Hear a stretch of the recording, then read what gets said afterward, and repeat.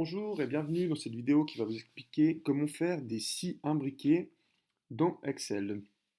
Cela va notamment servir aux enseignants en éducation physique qui ne peuvent pas rentrer les résultats des tests dans Néo. Voilà. Donc, pour commencer, je fais un petit rappel sur la fonction si dans Excel.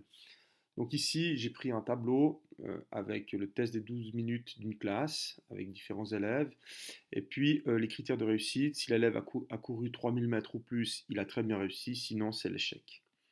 Donc je sélectionne ici ma cellule de destination, je viens dans la barre ici des fonctions, je mets un égal, et puis j'ai ma fonction si, et j'ouvre et je ferme une parenthèse tout le temps. Très important, toujours ouvrir, fermer une parenthèse dès que vous mettez une fonction dans Excel. Donc ici, il va me proposer de faire mon test logique, hein. Je vais dire, si la distance que l'élève parcourt est plus grande ou égale à 3000 mètres qui est là, je vais bloquer ici les 3000 mètres, hein. Je vais bloquer la ligne 4 parce que je veux qu'il aille chercher chaque fois dans cette cellule-là et pas dans celle de dessous. Tout à l'heure, on tirera la formule, vous comprendrez. Et si c'est le cas, donc si c'est vrai, alors, je mets un point virgule, je vais écrire très bien réussi, c'est écrit dans cette cellule, donc je vais sélectionner cette cellule-là. Oh, pareil, je vais bloquer la ligne pour qu'il aille chaque fois chercher cette valeur dans cette cellule précise-là et pas une autre. Et puis si c'est pas vrai, si l'élève a couru moins, alors j'écris échec. Et je bloque aussi ma ligne ici. Je valide. Et vous voyez que lui, l'élève 1, 2999 mètres, il est en échec. Je sélectionne la cellule, en bas à droite, le curseur devient à une forme de croix noire. Je clique, je garde cliqué, je glisse contre en bas. Voilà. On voit que les élèves qui ont plus que 3000 mètres ont très bien réussi et les autres sont en échec.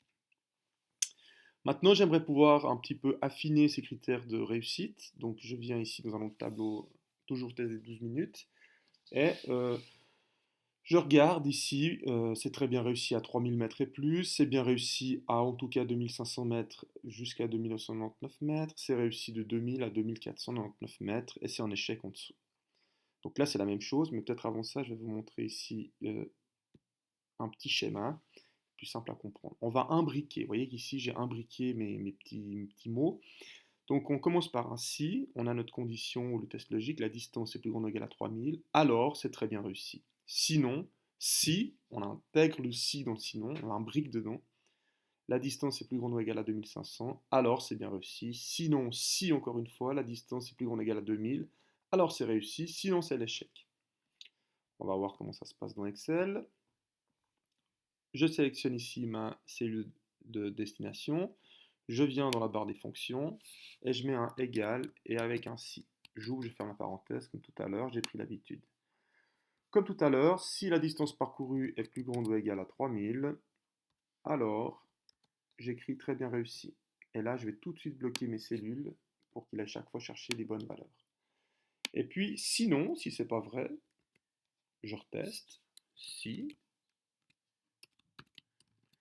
et je viens ici dans ma parenthèse.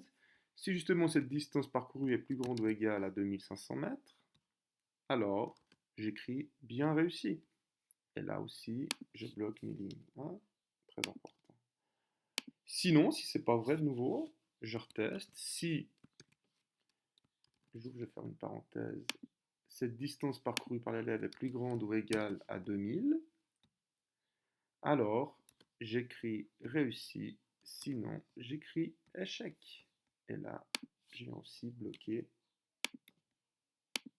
mes lignes. Je valide par Enter, et lui, il a très bien réussi. Je sélectionne comme tout à l'heure, je fais glisser contre en bas, et vous voyez que tout se met à jour automatiquement.